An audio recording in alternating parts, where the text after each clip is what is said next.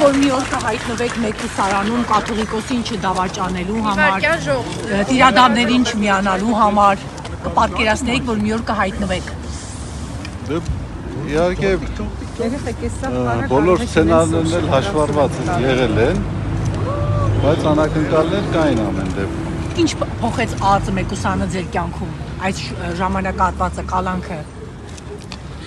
Իրականության մեջ երեխեք, ուզում եմ առաջին հերթին շնորհակալություն հայտնեմ ձեզ, լրատվամիջոցներին, իմ փաստաբաններին, հոգևոր եղբայրներիս,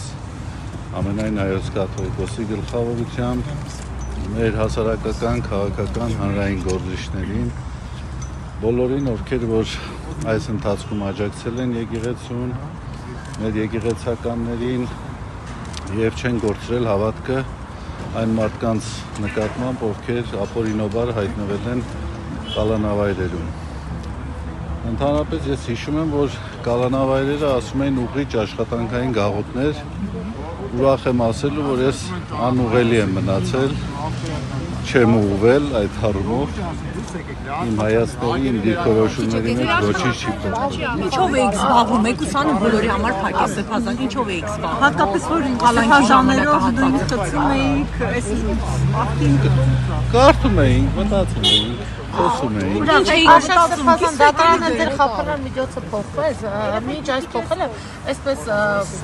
տարածվում են փաստաբանները, որ սա քաղաքական ավելի շատ հետապնդում է։ Ինչու է պայմանավորված, արդյոք կապում եք սա նախընտրական այս իրավիճակի հետ, որ փոխվեց խափանան միջոցը։ Դժվարանում եմ ասել, սուտ կասեմ, եթե ինչ-որ որոշակի պնդում կատարեմ, չգիտեմ ինչով է պայմանավորված, հեղինակներին պետք է հարցնել, թե ինչով է պայմանավորված, ես միայն գիտեմ, որ այն ինչ-որ բոլորդ գիտեք,